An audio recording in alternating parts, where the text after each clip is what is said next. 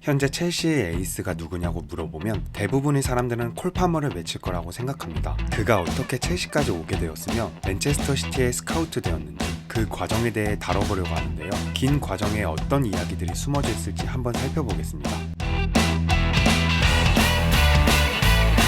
6살 때 콜 파머는 누구보다 볼을 다루는 재능이 뛰어났습니다. 25년 동안 맨체스터 시티에서 많은 선수들의 재능을 발굴하며 스카우트로 일했던 키스 플래처는 항상 많은 경기를 보며 잠재력이 뛰어난 아이를 찾기 위해 노력했죠. 플래처는 팔머를 발굴한 과정을 한 인터뷰를 통해 밝혔는데요. 그는 공을 다루고 있는 어린 콜 파머의 모습을 아직도 잊지 못한다고 했습니다. 팔머를 보자마자 그에게 특별한 재능이 있다고 느꼈다 말했죠. 플래처가 팔머를 처음 본 그날은 맨체스터에서 앤지 위튼쇼가 경기를 치렀던 토요일 아침이었습니다. 위튼쇼에서 뛴 팔머는 다른 소년들보다 뭔가 더 있다는 게 확실히 보였죠. 볼을 다루는 능력, 볼을 소유하려는 의지, 게다가 상대 선수들을 제압하려는 모습이 남달랐습니다. 플래처는 그렇게 찾은 20명에서 30명의 아이들을 자신이 운영하던 위던쇼의 우드하우스 파크 개발센터로 초대했습니다. 그리고 또 그중 잠재력이 있다고 판단된 아이들은 맨시티의 아카데미로 보냈죠. 그는 아카데미로 보낼 때까지가 자신의 임무라고 전했습니다. 그러나 당시 맨체스터 유나이티드가 너무 성공을 달리고 있었던 시기였기 때문에 많은 아이들은 맨시티에 잘 오려고 하지 않았고, 심지어 당시 팔머조차도 메뉴를 좋아하고 있었기 때문에 영입이 힘들 거라고 판단했지만 다행히 그는 맨시티를 선택했고 그곳에서 잘 적응을 마쳤죠. 물론 콜 팔머가 처음부터 가장 큰 관심을 받은 것은 아닙니다. 현재 팀에서 성골 유스라고 평가받고 있는 포드는 모든 관계자들의 관심을 받고 있었는데요. 포든이 유스에 합류 이후 첫 번째 코칭 세션이 끝나자마자 사람들은 이 아이를 어디서 데려왔냐고 묻기 시작했습니다. 포든을 코칭했던 메이키는 그 질문에 대해 천국에서 온 아이라며 농담으로 받아쳤죠. 팔머의 경우 유레카라고 할 만한 상황은 없었습니다. 우선 그의 성격 자체가 너무 조용했기 때문에 큰 주목을 받지 못했는데요. 뛰어난 발재간으로 자주 득점을 했지만 그때마다 팔머는 그냥 가만히 서 있었습니다. 스스로 어떻게 축하해야 할지 몰랐거나 너무 부끄러움이 많아서 세레머니조차를 하지 않았던 것이죠. 그렇게 부끄러움이 많던 아이는 점차 유스 시스템에 적응하기 시작했고 더욱 성장하기 시작했습니다.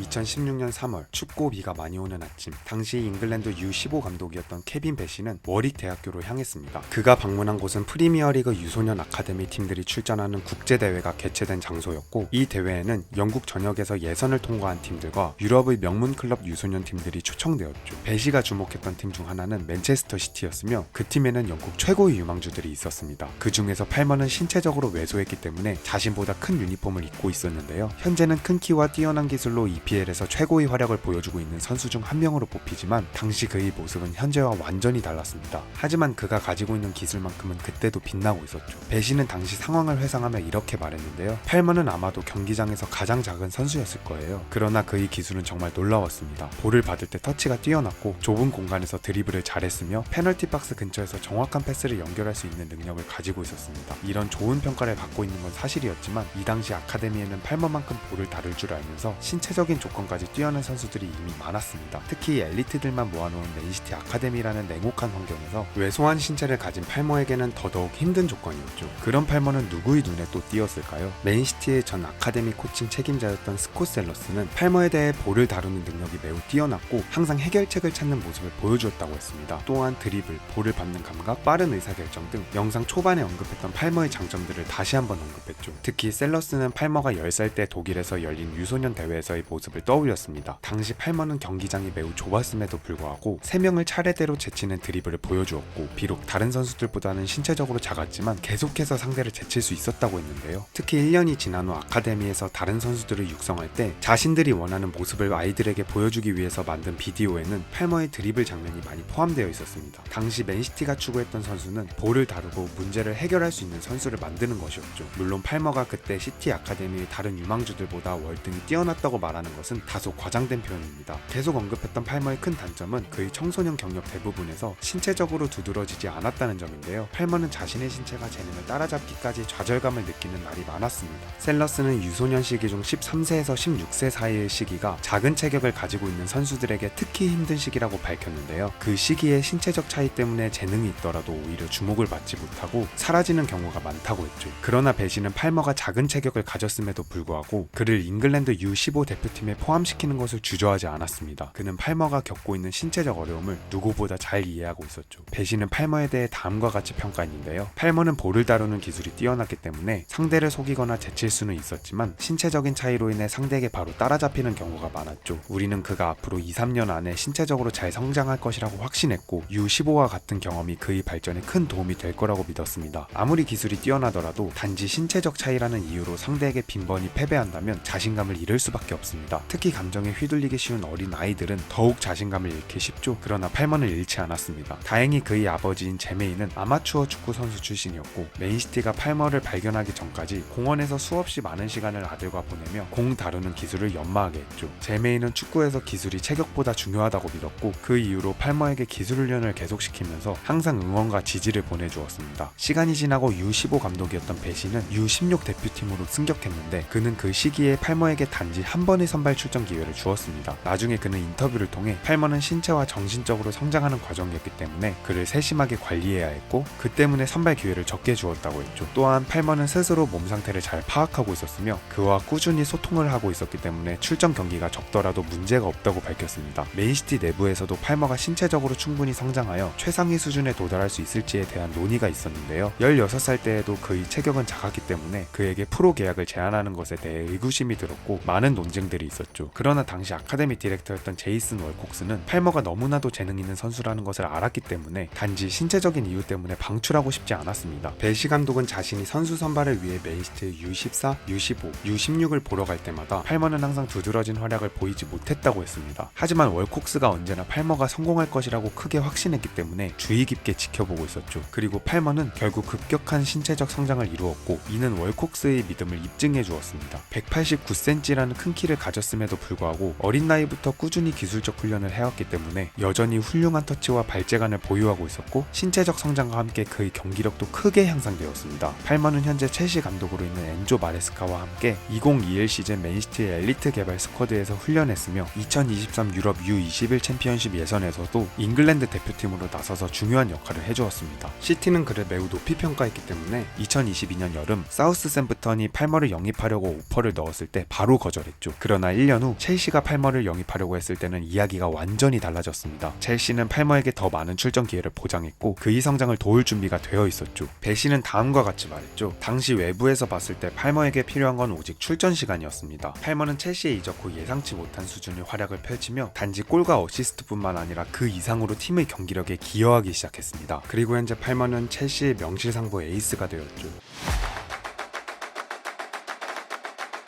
맨시티 입장에서 콜 팔머가 지난 시즌 첼시로 이적하고 나서 엄청난 활약을 펼치고 있는 것에 대해 솔직히 크게 내색할 필요는 없는 상황입니다. 자신들이 애지중지 키운 선수가 다른 곳에서 성공하는 것을 보는 것은 뼈아프겠지만 그렇다고 딱히 후회할 것도 없습니다. 팔머는 떠나길 원했고 시티는 약 4,250만 파운드, 한화로 758억 원이라는 큰 이적료를 받았습니다. 그것도 제대로 주전으로 쓰지도 않았던 유망주로부터 말이죠. 물론 지금 상황만 놓고 보면 이 이적료가 정말 싸게 느껴집니다. 하지만 분명 시티와 펩은 팔머가 팀에 남기를 바랬습니다. 그건 분명 팩트입니다. 리아드 마레즈는 일본과 한국에서 열린 프리시즌 투어에 불참하고 사우디 클럽으로 이적을 완료했을 때 시티는 2주 전 잉글랜드 U21 유럽 선수권 대회 우승에 큰 공을 세운 후 휴가 중이었던 팔머에게 전화를 걸어 동아시아로 가는 비행기 시간에 맞춰서 맨체스터로 돌아와 달라고 요청했습니다. 다음 시즌부터 팔머를 기용하겠다는 펩의 의지가 담긴 것을 알 수 있죠. 맨시티는 팔머가 새로운 시즌에 더 많은 출전 시간을 받을 것이라고 계속해서 확신을 주었습니다. 그러나 팔머는 이미 떠나기로 결심한 상태였는데요. 그렇다면 시티는 팔머에게 꾸준한 기회를 줬어야 했을까요? 어떻게 했으면 팔머가 팀에 남고 싶어 했을까요? 하지만 이 고민이 무의미했던 이유는 이미 동 포지션에는 이전 시즌에 활약했던 베르나르도 실바와 마레즈가 있었던 상태였습니다. 거기에 마레즈가 떠난 이유도 포지션 경쟁이 너무 치열하다는 것이었는데요. 마레즈는 중요한 리그와 컵 경기에서는 뛰었지만 챔피언스 리그 토너먼트 경기나 FA 결승전 같은 가장 큰 경기들에서 제외된 것에 불만을 가지고 있었죠. 항상 중요한 경기에는 실바가 선택을 받았습니다. 물론 이 선택은 펩 감독에게도 매우 힘든 결정이었죠. 그리고 펩은 인터뷰에서 마레즈와의 지속적인 충돌에 대해 밝혔습니다. 마레즈는 항상 출전을 하지 못할 때마다 펩에게 불만을 표출했고 펩은 점점 그에게 지쳤습니다. 마레즈는 시티에게 매우 중요한 선수였고 중요할 때 교체로 나와 공격 포인트를 기록했기 때문에 펩은 항상 그가 팀에 얼마나 중요한 선수인지 강조했지만 결국 갈등을 해결하지 못한 채 그를 떠나보내야 했죠. 그래서 많은 사람들은 마레즈의 빈자리를 팔머가 채울 거라고 예상했습니다. 이 이유 때문에 팔머가 떠난 것을 더욱 아쉬워했던 것이겠죠. 그러나 일찌감치 bench 1군에서 자리를 잡은 포든조차 실바에게 자리를 빼앗기고 중요한 경기마다 나오지 못했습니다. 포든은 1년 전만 해도 중앙에서 뛸 옵션으로 간주되지 않았고 이는 마레즈와 실바를 제쳐야만 경기에 나올 수 있다는 것을 의미했습니다. 마레즈가 떠나고도 여전히 실바가 굳건하게 주전 자리를 지켰고 포든이 후보에 있었으며 막상 왼쪽에서 기회를 주자니 팀의 핵심 선수였던 그릴리시 역시 뛰어난 활약을 보여주고 있었죠. 중앙에는 더브라이너가 버티고 있었고 그 밑에는 균도안과 로드리가 확고한 자리를 차지하고 있었습니다. 포든도 다양한 자리에 뛰면서 조금씩 그리고 천천히 발전해 나가고 있었죠. 이렇듯 시티에서의 경쟁은 EPL 어느 팀에서 하는 것보다 훨씬 치열합니다. 포든과 마레즈조차도 자신이 받아야 할 기회를 충분히 얻지 못했다고 느꼈는데 팔머는 오죽했을까요? 게다가 시티는 이 시즌에 트래블을 달성했습니다. 2월 말부터 5월까지 20경기 중 18경기를 승리로 장식했고 이후 EPL 트로피를 거머쥐고 나머지 2개의 결승전에서 모두 승리하며 트래블을 완성했습니다. 이러한 성과는 팔머가 불만을 가질 수밖에 없는 시즌이었던 것은 맞지만 펩이 탁월한 스쿼드 관리를 했기 때문에 얻은 결과라고 생각합니다. 팔머는 첼시에 이적하기 전 시즌에 맨시티에서 850분을 뛰었고 그중 7번의 선발 출전 기회를 얻었는데 그마저도 대부분 컵 경기나 승패가 무의미한 경기에서 이루어졌습니다. 지금 돌아보면 이 정도로 팔머를 배제한 선택은 실수로 보일 수도 있습니다. 그러나 팔머가 다른 선수들보다 먼저 나왔다면 포든, 마레즈 포함 다른 선수들 역시 불만을 가졌을 것입니다. 축구의 선발 자리는 골키퍼를 제외하고 오직 10개밖에 없기 때문이죠. 첼시의 합류 전 팔머는 지금과는 많이 다른 선수였습니다. 그가 더 많은 기회를 받았다면 더 나은 모습을 보였을 거라고 주장할 수도 있지만 이는 가정에 불과하며 미래는 어떻게 되었을지 아무도 모르죠. 펩은 팔머에 대해 그는 2년에서 3년이 지나면서 지난 시즌보다 더 많은 출전 시간을 원했습니다. 나는 그를 완전히 이해합니다. 라고 말했는데요. 이어서 만약 그가 포든만큼 출전 시간을 얻었더라면 여전히 맨시티에서 뛰고 있을지도 모른다고 생각했습니다. 그러나 자신이 팔머에게 기회를 주지 않았고 그건 오로지 자신의 책임이라고 전했는데요. 펩은 왜 그랬을까요? 그는 실바, 마레즈, 포든을 선택했기 때문입니다. 시티는 트래블을 차지했고 항상 우승에 근접한 성적을 보여주고 있기 때문에 펩의 결정이 크게 잘못되었다고 볼 수 없습니다. 실수 혹은 후회를 말할 수는 있지만 펩이 내린 결정들은 모두 이해할 만한 결정이었으며 그 결정으로 성공이라는 타이틀을 얻었죠. 팔머 또한 첼시에서 뛰면서 뛰어난 활약을 보여주며 현재 PFA 올해의 선수로 거론될 정도로 인정받고 있는데요. 서로 아쉬울 것이 없는 이별이었다고 생각합니다. 이번 영상에서는 팔머의 어린 시절과 맨시티를 떠난 이유에 대해 살펴봤는데요. 다음 영상에서는 팔머가 첼시에서 어떻게 잘하고 있는지 한번 분석해 보려고 합니다. 오늘 영상도 끝까지 시청해 주셔서 감사합니다. 지금까지 모트볼이었습니다.